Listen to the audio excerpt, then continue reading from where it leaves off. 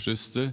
Witam serdecznie Państwa. Kolejny panel z udziałem gości zagranicznych. To zawsze wielka sprawa. Szanowni Państwo,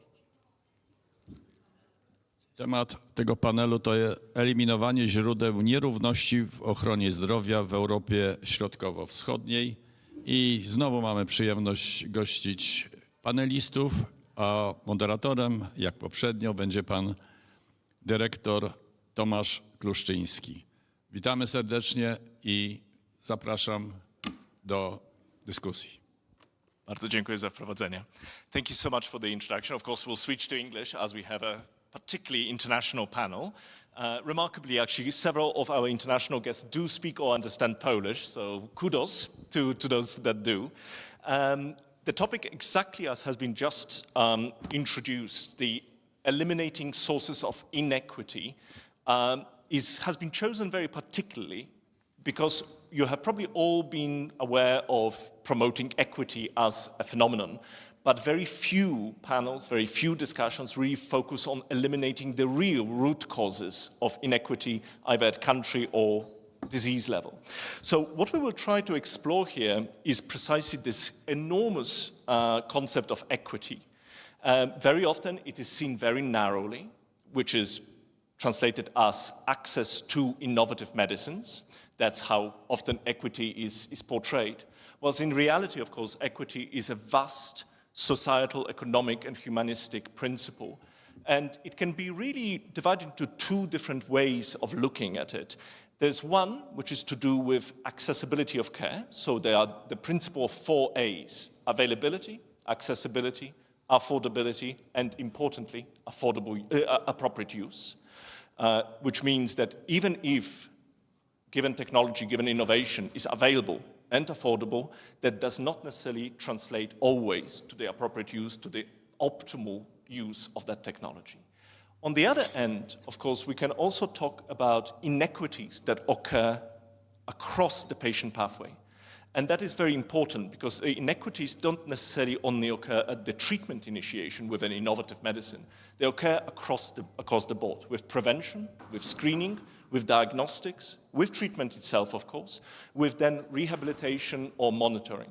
So what we will try to do today is precisely discuss those 4 A's, discuss also from the clinical perspective the patient pathway with an example of respiratory care in order to be a little bit more precise.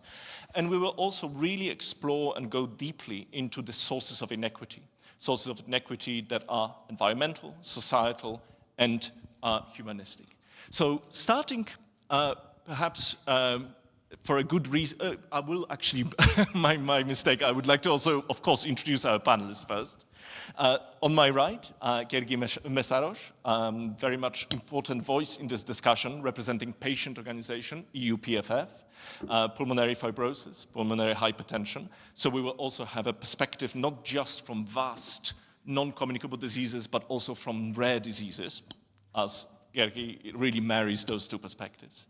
We have Petr Stachura. This is the gentleman who happens to speak Polish despite being Slovak, so that is quite a feat to accomplish. Petr Stachura is heading the healthcare committee in the parliament in Slovakia, as well as being the head of the National Council.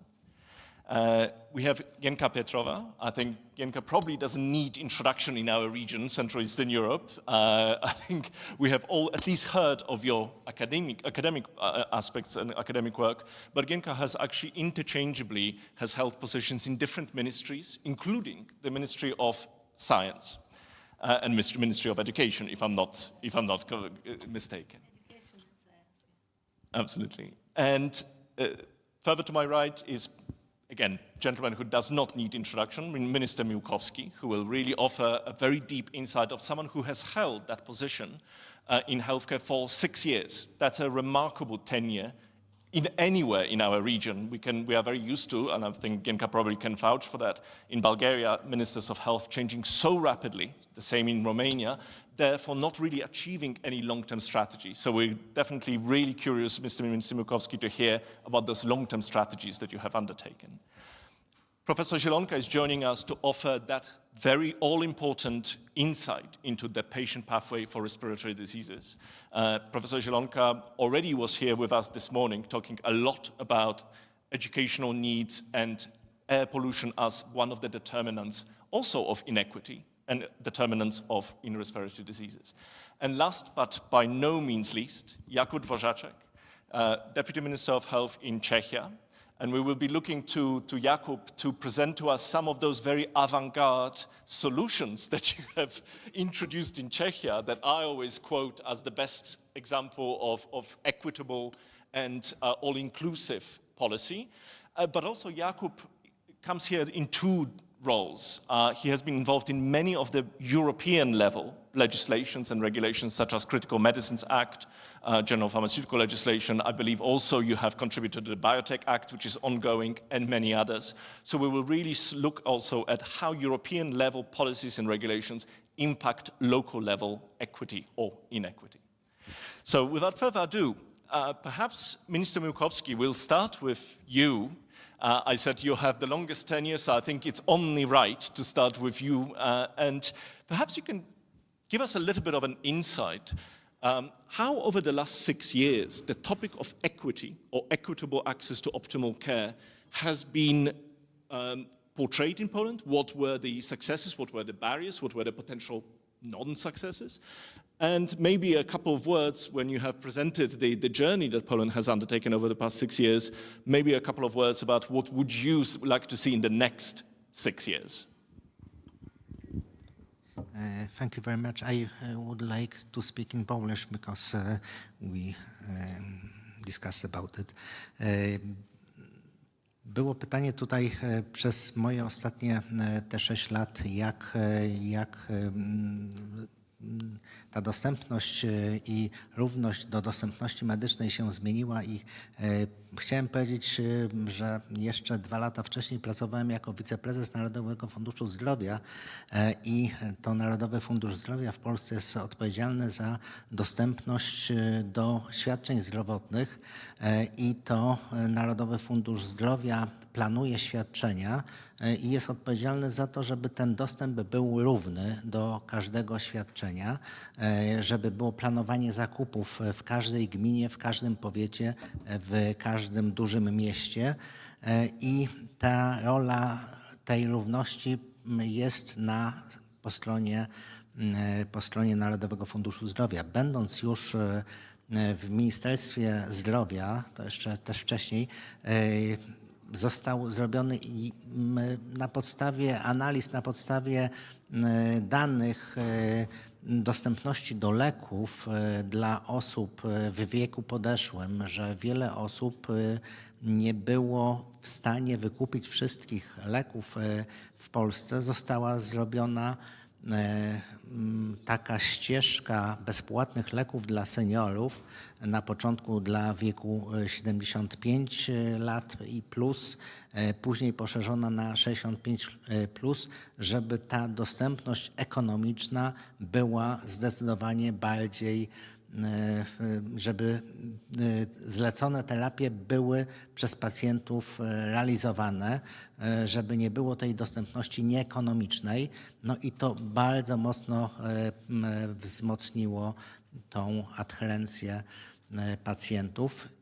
W programach lekowych jest zupełnie co innego, bo tam wszystko jest bezpłatnie. W ogóle dostęp do terapii wszystkich w Polsce, zgodnie z konstytucją, musi być równy. Jest tylko związany ze stanem zdrowia i każdy pacjent, który ma podobny stan zdrowia, otrzymuje leczenie w tym samym terminie i to jest bardzo mocno monitorowane. Listy oczekujących, jeśli nie jest na bieżąco, to wówczas każdy otrzymuje w tym samym terminie. Jak powiedziałem, te grupy specjalnej troski pod kątem ekonomicznym później poszerzyły się na dzieci również, ponieważ dzieci nie zarabiają, w związku z tym dziećmi trzeba się najbardziej zająć i rozszerzenie w ogóle dostępności, że każde dziecko w Polsce ma prawo do świadczeń, nawet jak jest nieubezpieczone, to są pokrywane koszty świadczeń z budżetu państwa. i również dla kobiet w ciąży leki bezpłatne zostały poczynione. Na początku dla kobiet w ciąży, a później również poszerzone dla kobiet w połogu.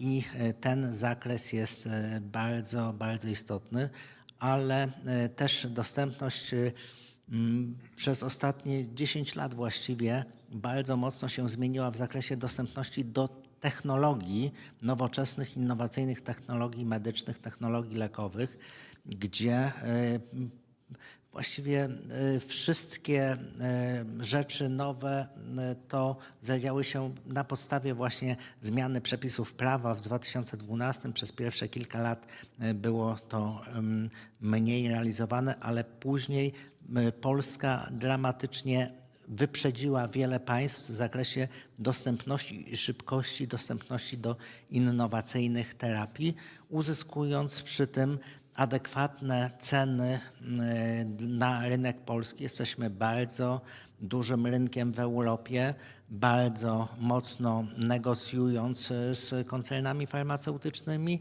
i jeszcze udowadniając, że nakłady na Polskę, ponieważ polskie PKB jest niższe znacząco niż średnie europejskie, że oczekujemy cen na rynek polski specjalnych. W związku z tym za ten sam budżet mogliśmy kupić zdecydowanie więcej zdrowia dla obywateli. No i myślę, że to jest taka główna dostępność.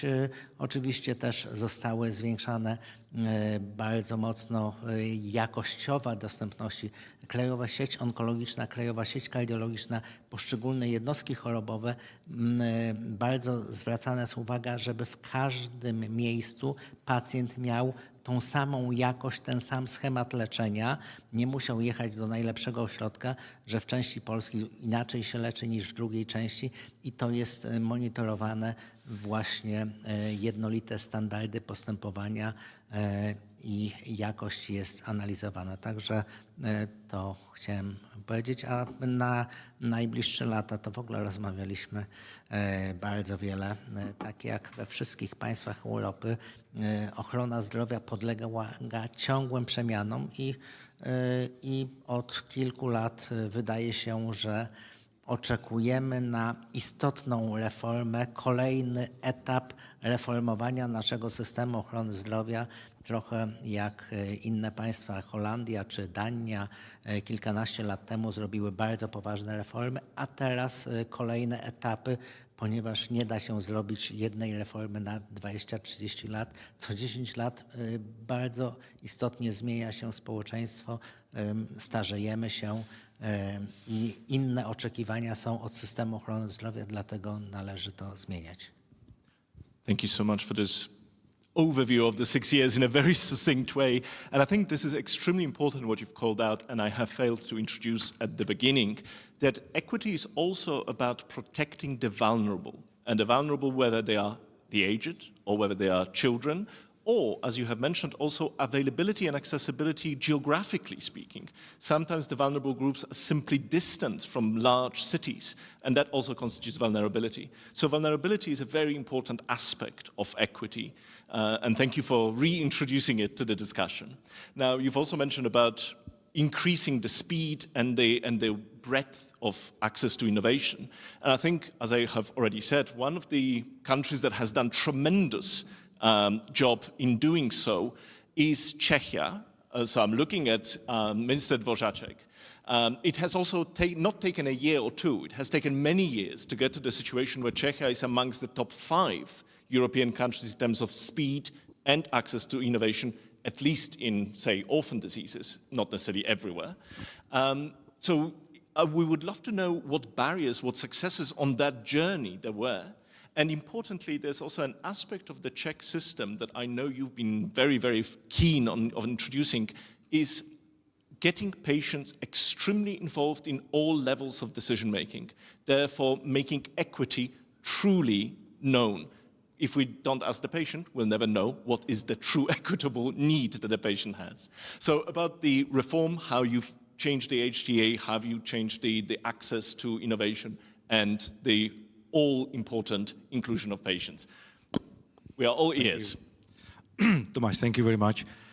I was really thinking, how to start, and we really try hard to move it forward. And of course, the first step was to limit the barriers which were set in the system. And of course, we are all here to serve the patient. So we try to involve our clients, the patients, as a part of the process.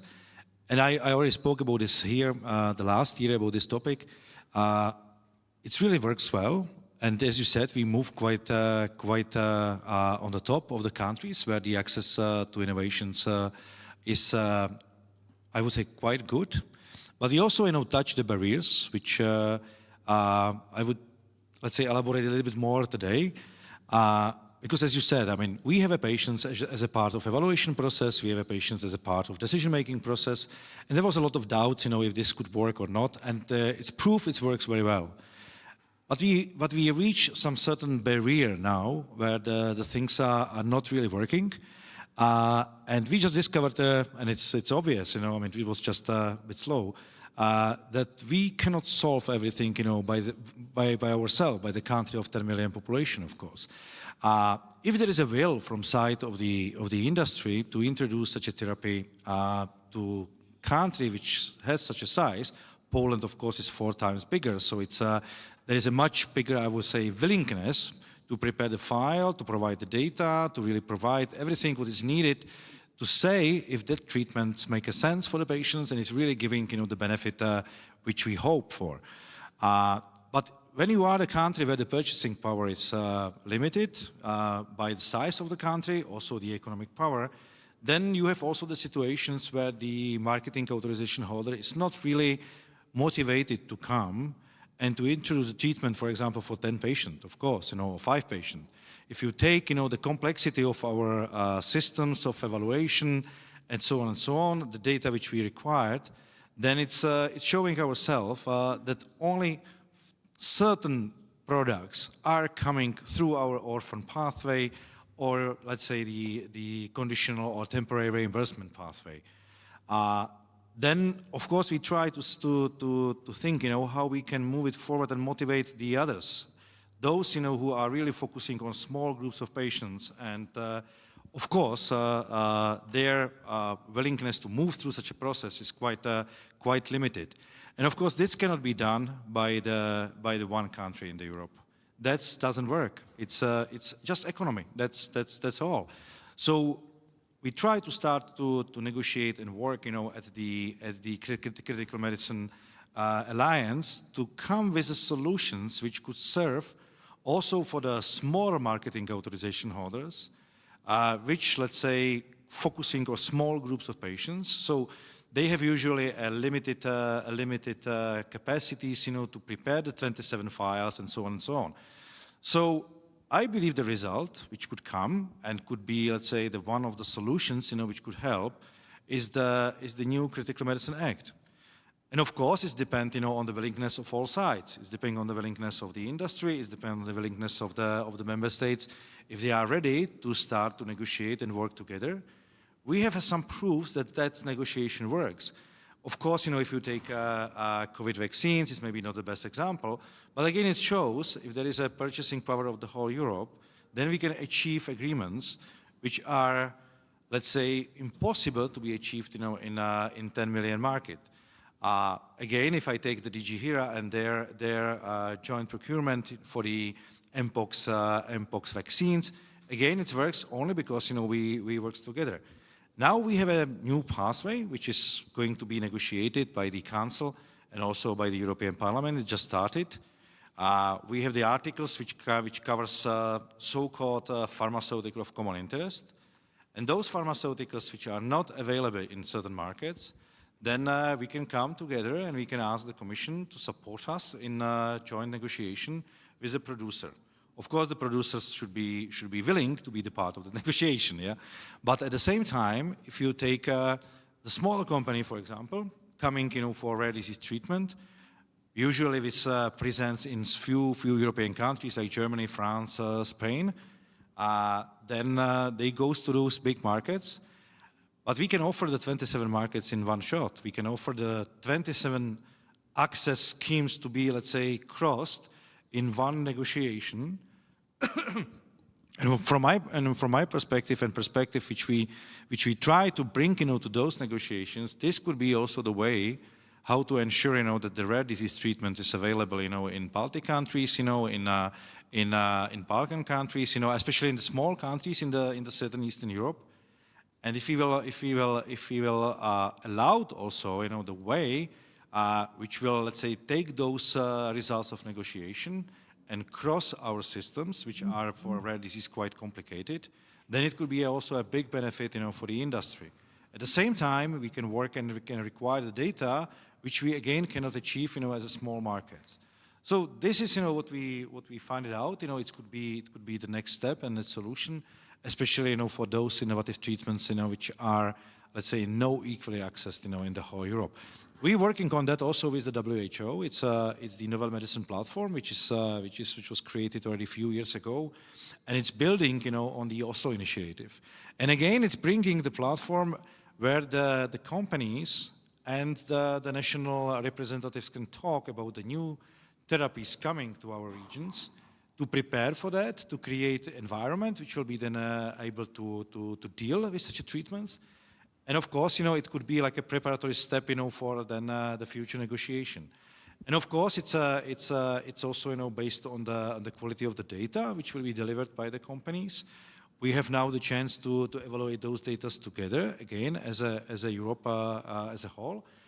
Or we can use the data evaluation, which comes, from the big markets like Germany or France. And all those steps, from our perspective, can really move us forward. And we can probably achieve the conditions which we will not be able to achieve it by a single country. That's one perspective. And it's also good to mention it, the second perspective, because we are always talking about the innovative treatment and the rare disease treatment. But what we can see that this purchasing power is also limiting the access to very basic medicines, basic antibiotics, basic antibiotics, very cheap medicines. But at the moment, the companies, which creates a quite limited revenue, from those medicines, and we saw it during the 23, 24, that in certain markets we had a really big problem to get those basic medicines. So what we try to also push through the Commission, and what is quite a significant part of Critical Medicine Act, is a support for the so-called strategic projects which are connected to critical medicine list, for those medicines who are really based for the treatment of a huge groups of patients. So if those things will fly, and Commission is quite ambitious in this field, they would like to have the material ready till the end of the year for trial. Those things could really change the tools which we have now, in Southern Eastern Europe. And if we will work together as a region, it's giving us a big chance to achieve the much, let's say, better and equal access than we have now for our patients. Thank you so much for this extremely comprehensive answer, and also you're already broaching the topic of collaboration. We'll definitely get to that in the second part, but it's good to mention, of course, it's a fundamental issue. And you have also brought to our attention that vulnerability is also about patient groups, like orphan disease patients. Over 90% have no treatment. And even those that do have treatment, as you said, often do not receive it in a timely manner in smaller countries, in countries that with less purchasing power. And I think that's a good segue to my question to Professor Genka Petrova.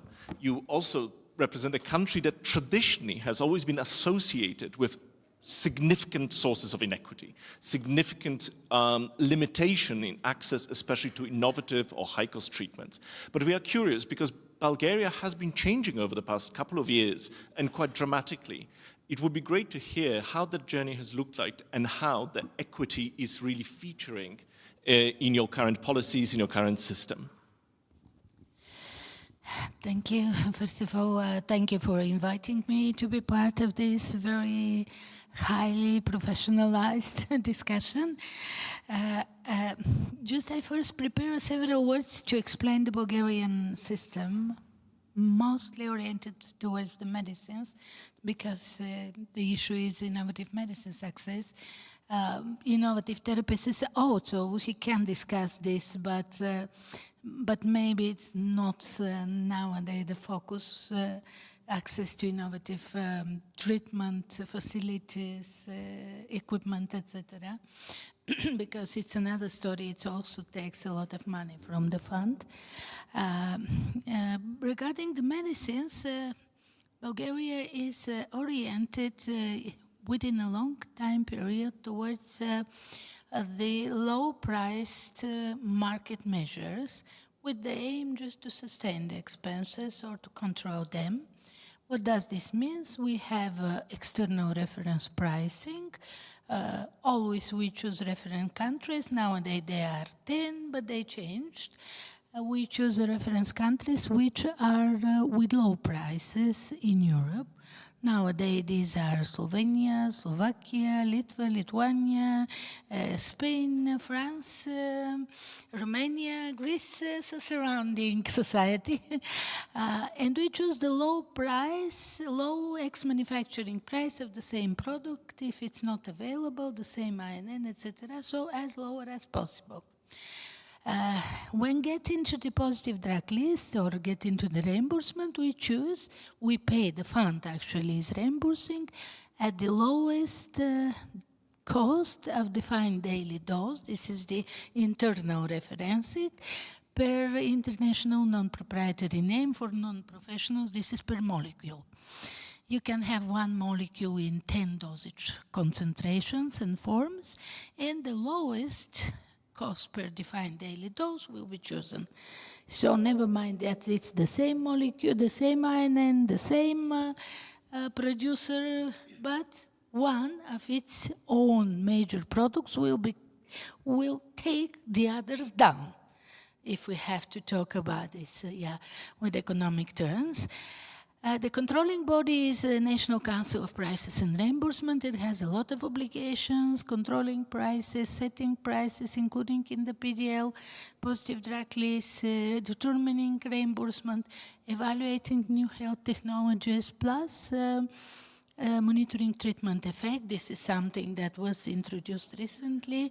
If innovative product is included in the positive drug list, but still evidences about its efficacy are not convincing, the council might decide to put it under observation of the therapeutic drug, the therapeutic effect, just to see whether the clinical results will, in real-world practice, will prove that from clinical trials. And this is also something which is very innovative. But what's the problem? As, of course, I will mention in the problems, longer years depressing the market lead us to some events which are not so positive, especially for the access and the equity. First of all, because of this internal referencing, plus I forget to say, sorry, but I will come, it's also has important effect. Companies obligatory have to provide discount. 10% is set to the national health insurance funds from the beginning. They might negotiate in other. And also there is a mechanism of payback above, if the budget came above some, sorry. Yeah, sorry, the guy, I have to switch off, he changed the channel second and started to disturb me. And this is payback mechanism is also something which companies blame too much, because it is based on previous sales, and if you are introducing brand new product, which is, for example, for rare diseases, next year you have to pay everything because you do not have any sales from the previous year. So this is a little bit disputing element for the companies. And always is negotiated on a private basis with the companies. When such kind of close negotiations became, I started to be rather suspicious. But the other negative thing that I wanted to highlight, this is the fact that depressing the market led us to withdrawing a lot of products with low prices because they became economically unviable for the companies. The companies left just one product, one molecule. Usually this is a highly priced dosage form, because they don't want to be taken down from their own references. And we came to the situation, for example, if we use the respiratory tract medicines with only one salbutamol inhaler in the positive drug list. Can you imagine? Just a year, 2-3 years ago, we had more than 10 competitors. If we do not have competitors, the prices started to increase. From the other side, of course, companies are which are having a policy to come to our markets. They constantly introduce their new products. Last year, I just made some statistics. Last year, National Council of Prices and Reimbursement included into the positive drug list 37 new molecules. Actually, 30 were new molecules and 7 were new indications of already included molecules. Every molecule which is innovative, which does not exist, has to go through health technology evaluation process by the country, but still we do not have threshold value. And above 100, 200,000 per quali might be quite acceptable for our fund, which is from the point of view of many other countries, it's unaffordable for a small country like ours. So these are some of the problems, yes. And maybe if we have to summarize, these are first too many measures, quite a lot. And each one is having a different directions, but we all know, me personally, I have been working in this sector, I don't want to say, but it's quite too much, it's more than 30 years.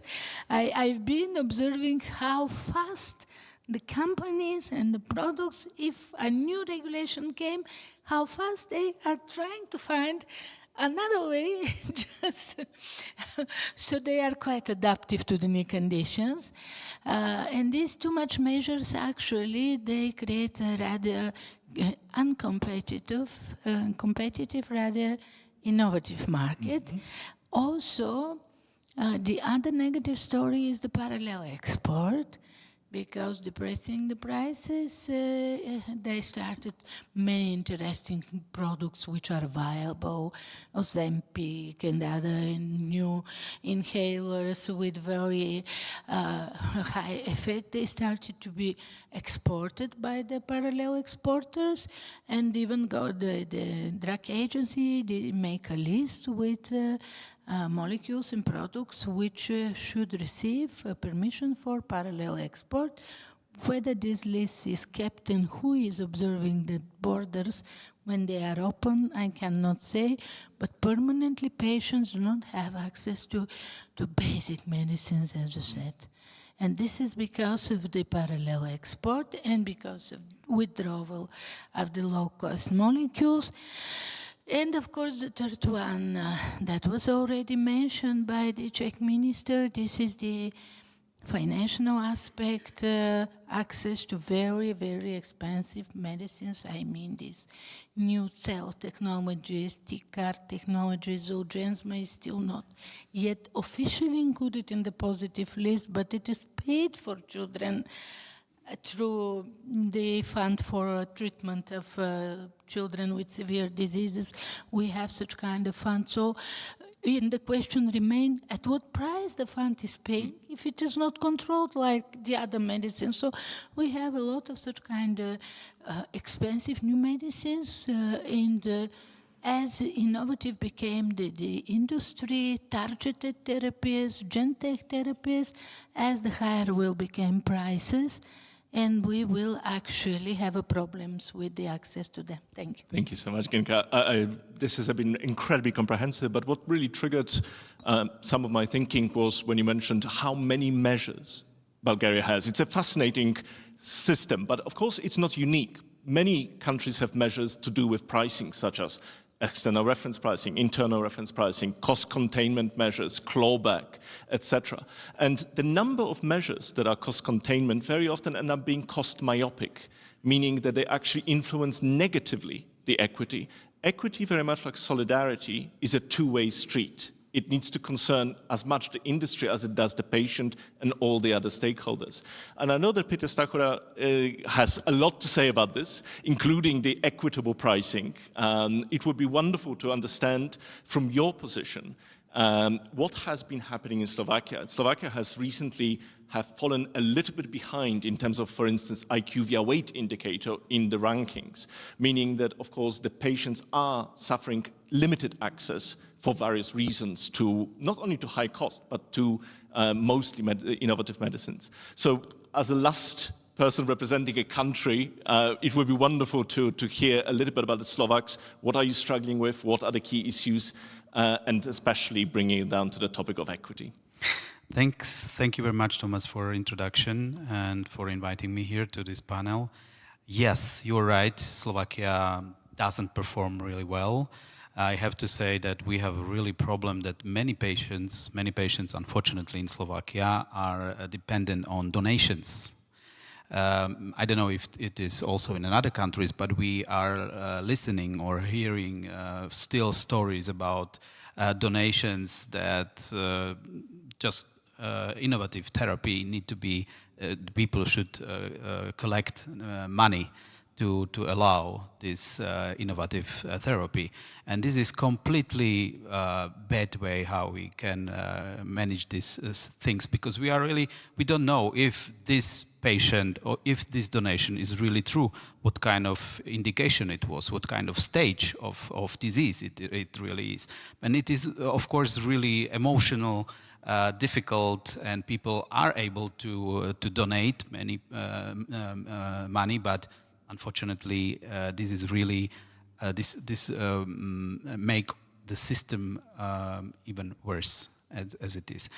To be correct or exactly what is happening in Slovakia, then let me tell you some interesting points. For example, that we have access gap. According to this IQ, we have 47 innovative medicines from 173, so it is like 27%. And we like it to compare to Czech Republic. This is our neighbor and our older brother. And they are performing really much better. We have only almost the half of these medicines in compared to Czech Republic. The big problem is also time from central approval to availability in Slovakia. Unfortunately, it's almost 800 days. It is really enormous, almost 7 months longer. It takes 7 months longer to make some medicine, innovative therapy available for our patients as it's average in EU countries. So these are two where we are in Slovakia. And let me tell you if it will be better. Actually, we started to do some steps against this negative situation. For example, 2021, we managed or we made new legislation. We established HTA agency, which was before not. We gave more resources in it with 1.7 billion euros we are spending for our medicines, let's say. So it is like 20% of our budget. So we made relatively enough, but the problem is distribution of this money. This is the main problem. And I think, and I can compare it to Bulgaria, Slovakia, the same. We have really problems. At the beginning, we decided to make a price referencing. Price referencing is in Slovakia that we take still from this reference basket 3 cheapest countries, and we make an average price from that. It is genial idea at the beginning. You can say we can save a lot of money, but now after many years we are watching these problems, as you mentioned, that we have problems with access to many even cheap drugs. We have problems with re-export. Many companies are only for re-export, or they are trying re-export this expensive medicine abroad. it is really funny that, for example, Germany understand or 10% of their drugs supposed to be from re-export, so they activate actually or help re-export as well. It's not only Slovakia or these countries, but also rich countries are supporting this re-export. Yeah, of course. Yeah. But for us, it depends that we have availability of our drugs is decreasing, so it's really a bad thing. We try to make a managed entry agreements, for example, with discounts on exit, but the problem is who will control it, and who will take this money back from these companies. I think the big problem in Slovakia is also these clinical pathways, for example. We are missing them, and doctors are deciding according European pathways, but of course it is like when we don't have this molecule and doctors persuade patient that this molecule will help them and they will survive only when they receive this money, it's really also emotional, very difficult. The problem is also that we don't have a good clinical registries. This is really big problem, but because when you don't save data and you collect data properly and you can make some analysis, then it is difficult to also manage correct prices with companies. So in general, we have a lot of problems. As I mentioned, what we try, we are trying with HTA agency at least to look at cost effectiveness of medicines, of benefit for patient. It was before not this thing. We are trying to make more managed agreements to make more drugs available for our patients, but also, of course, because of money and because of this unequal distribution of money, unfortunately, we can't be such good as Germany or rich countries in EU. And maybe the next step will be our discussion: what can we do as a EU states together? Because I think this is the future. Thanks. Thank you so much for this insight into the Slovak system. And it's very, very clear that issues and challenges are very much shared despite high heterogeneity of the systems in Central Eastern Europe. We are very different, we are organized differently, our HTAs are skewed in different directions, but we all share the same availability, accessibility, affordability issues, and enlarged and even more magnified by issues such as you mentioned, pricing, parallel exports, and lack of mechanisms for control. With that in mind, I want to refocus our discussion a little bit back to our original disease area of respiratory diseases. We have touched upon it in different aspects, but because we have Professor Zielonka with us, hopefully you can offer us a little bit deeper insight. What are the sources of inequity in respiratory diseases? What can we do, and how does it look in reality in terms of availability, accessibility, affordability of the optimal care, most equitable care? Niestety, pomimo tych wysiłków, jakie obserwujemy ze strony organizatorów służby zdrowia, z przykrością stwierdzam, że jest chyba coraz gorzej, mimo że prawdziwe tu były wszystkie przykłady. To wynika troszkę z demografii. Nam się starzeją społeczeństwa i nasze programy, które mieliśmy, kadrowe i finansowe, przestały już działać. I wpadamy nie tylko tu w Europie Środkowej, ale również w krajach zachodnich w zupełnie nowe problemy, które nie były. I one rodzą tą nierówność, bo proszę zobaczyć, kolejki do pulmonologa wzrosły nawet do ponad roku.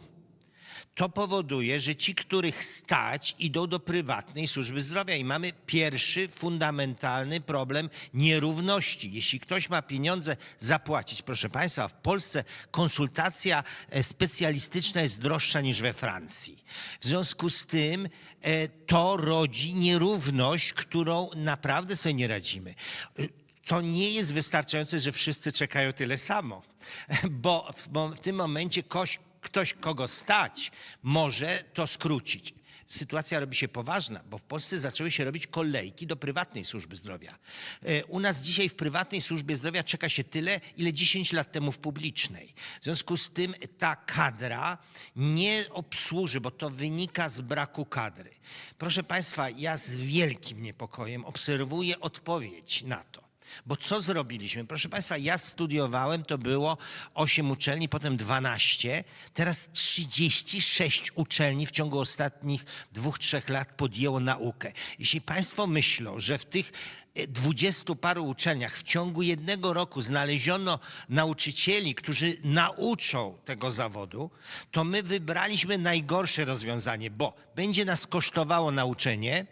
Potem będziemy mieli niedouczonych lekarzy, którzy będą generować koszty, bo będą robić procedury i nie będą rozwiązywać problemów. To jest najgorsze rozwiązanie, jakie mogliśmy zrobić. I to zrodzi nam, bo zostanie rozwiązany problem liczby, bo w tym roku ponad 10 000 ludzi przyjęto na studia, ale do 36 uczelni. Zamiast wzmacniać uczelnie, które miały wieloletnie tradycje, to my daliśmy ludzi, którzy kształcą niewiele osób bez żadnego doświadczenia. Proszę Państwa, to jest tylko jeden element tego czasu. Ale popatrzmy na nierówność, która ja obserwuję w chorobach. W Polsce może być tak, że jest niesprawiedliwość z dostępem znakomitym do kardiologii. Można naprawdę światowy poziom kardiologii interwencyjnej. A proszę Państwa, rehabilitacja oddechowa nie istnieje w procedurze. Jest udowodnione, i to jest na to evidence-based medicine, że to jest równorzędne, jak nie lepsze od leków, na które wykładamy wielkie pieniądze, a procedura rehabilitacyjna nie istnieje. Czyli jeśli człowiek ma szczęście złamać nogę, dostanie rehabilitację, ale jak ma pecha i ma PHP, to o rehabilitacji może tylko pomarzyć.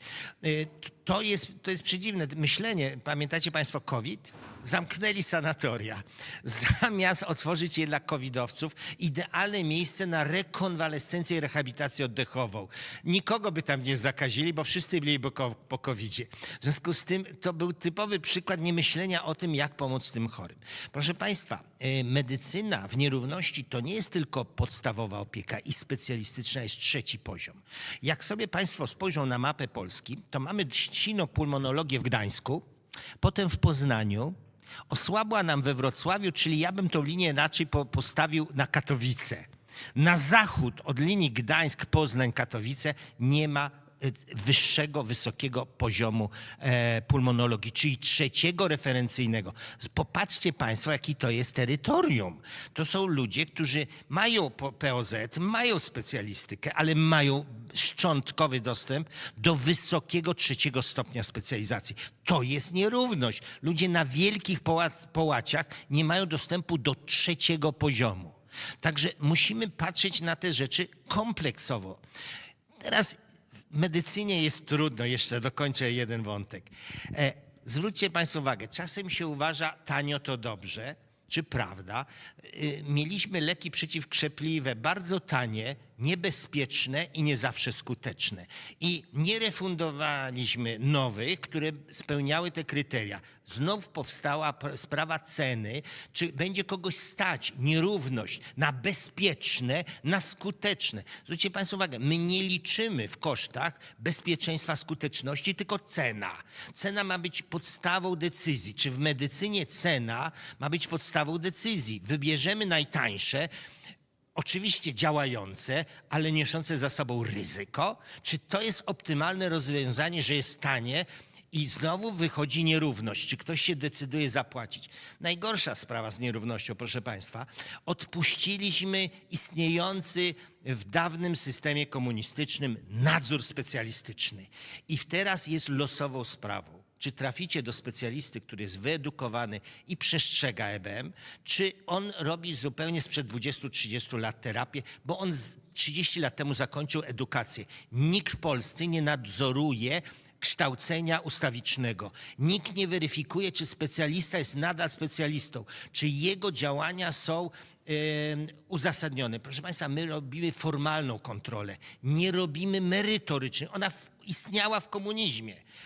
My sprawdzano, czy lekarz dobrze ordynuje leki, czy nie robi głupstw. Dzisiaj tego nikt nie sprawdza, tylko sprawdza się, czy procedurę realizuje. Czyli skupiliśmy się na formalnej, a nie na merytorycznej. Znowu wielka nierówność, dlatego że ludzie mogą trafić na bardzo dobrego, ale też na bardzo słabego. I my tego nie regulujemy. Przy niedoborze kadry ten słaby znajdzie zatrudnienie. Nikt go nie pozbawi dochodów. Nie warto się uczyć w tym kraju, bo i tak dostaniesz pracę, bo nie ma lekarzy. W związku z tym rynek nie wyrzuci tych lekarzy, dlatego że nie umieją diagnozować i leczyć. A my za wszystko płacimy. Za tego, który pomoże i dla tego, który nie rozwiązuje problemów. I znów mamy mnóstwo nierówności, dlatego że chodzimy do lekarzy, którzy generują koszty, robią badania, zlecają leki, ale nie pomagają chorym.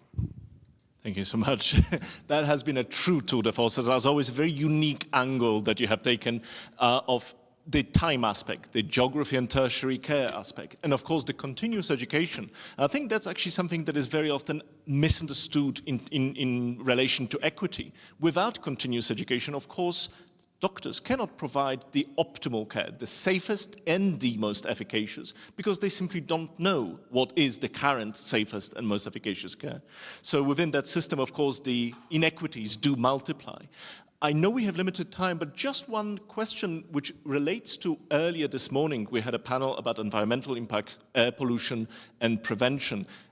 You've mentioned, of course, rehabilitation as a huge missed opportunity in respiratory care. What about screening? What about prevention? What about eliminating some of the sources of respiratory diseases such as air pollution or tobacco smoking? Maybe briefly on this. Ja absolutnie mówię, że podstawą jest eliminacja zanieczyszczeń powietrza. My za dużo zaczynamy mówić, jak tu wykryć chorobę spowodowaną, jak się chronić przed, a znacznie mniej poświęcamy uwagi, zmniejszmy air pollution. My w ogóle nie wykorzystujemy prostych systemów, a mianowicie nie potrafię się przebić w tym kraju z tezą bardzo prostego systemu wykrywania chorób obturacyjnych. Proszę Państwa, mamy mikrospirometry, bardzo proste urządzenie. Dmucha się w ciągu sekund, kilku, bo trzeba co najmniej 6 sekund dmuchać, ma się wynik, tak zwany wskaźnik TIFNO, FFV1 do VC. I mamy odpowiedź, czy chory ma obturację, czy jest podejrzany. W normalnych krajach, jeśli jest wynik graniczny, wysyła się do specjalisty. On potwierdza lub wyklucza. Jak potwierdza, że jest to choroba obturacyjna, jest podział. Jeśli to jest ciężka, zostawia w swojej opiece. Jeśli jest lekka, z zaleceniami, jakie leki stosować, wysyła do POZ-u. Proszę Państwa, proste. To naprawdę koszty żadne.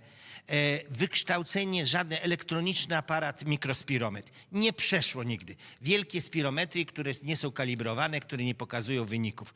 Ale to nie chodzi, żeby obniżyć koszty, tylko żeby wyłapać screeningowo z tych, którzy mają problemy z wentylacją, wysłać do specjalisty i nie zostawić u specjalisty. U niego zostawić tylko ciężki przypadek, a nie każdy. Bo u nas znowu jest ja nie rozumiem tych specjalistów, którzy uwielbiają łatwe przypadki. Czyli leczą chorych, którym nic się nie dzieje, dają te leki i on jest specjalista. Przepraszam, ja lubię tych, co do mnie przychodzą i 40 minut muszę popracować, żeby coś wymyślić. Thank you so much. That's another great perspective, of course. And now all-important perspective of a patient. We've heard about from policymakers with a deep insights on what the barriers and what the enablers are. But from the patient perspective, you represent not just a view from Hungary, you represent a very pan-European organization. And when we talk equity or eliminating sources of inequity. Of course, in order to understand what they are and what equitable access is, we really need to understand what truly matters to patients. What are the true unmet needs of the patients? What outcomes in treatment, in rehabilitation, screening those patients wish to achieve? What trade-offs are they willing to make? So, tremendous amount of insight that needs to come from patients is very often overlooked. Where do you see patients really making a difference and partaking in decision-making process across all of those elements like availability, accessibility, affordability, and the patient journey? First of all, many thanks for having me in this panel of esteemed speakers. I try to highlight some of the patient perspective, and I was delighted to hear these various aspects of access. We call them dimensions, because I think it really stressed the importance of, once we are talking about inequity, we always need to be as broad as possible. Some years ago, we organized a very nice webinar in collaboration with Patient Access Partnership, which is an EU-funded initiative coordinated from Bulgaria. And we have a Norwegian patient advocate who was very confident that actually they are very well positioned. And once it comes to access and availability, he was not very confident at all, because he needs to travel more than 8 hours for a patient visit. So why I'm saying this? Because we need to really think about access in a very broad way.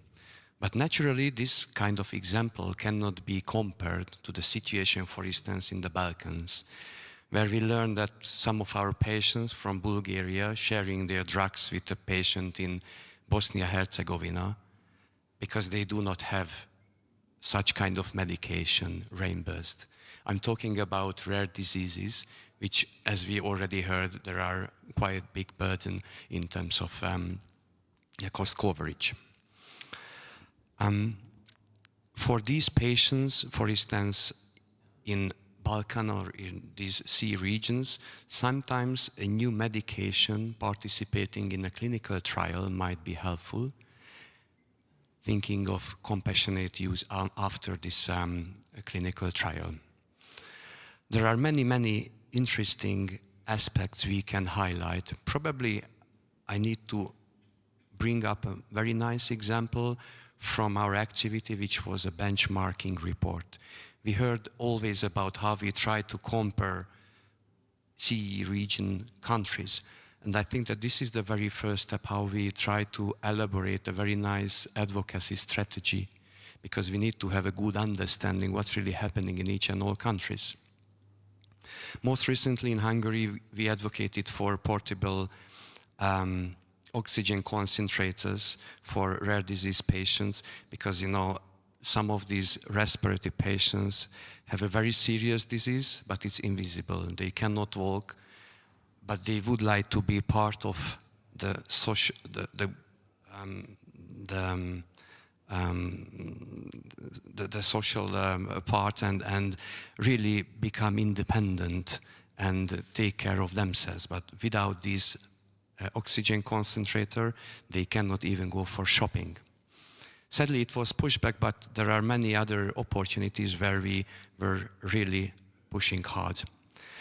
As you might know, the healthcare policy and procedure is within the membership authority. So EU regulations have a quite narrow kind of impact on it. But luckily, we are seeing the trend that many EU regulations are coming into force. I would like to highlight the HTA, which I think might bring new highlights in the CE region. But I need to underline and emphasize that each and all stakeholders need to be part of this discussion. In many countries, we experience that actually the manufacturers or sponsors are not very interested in coming to the market because it's quite small.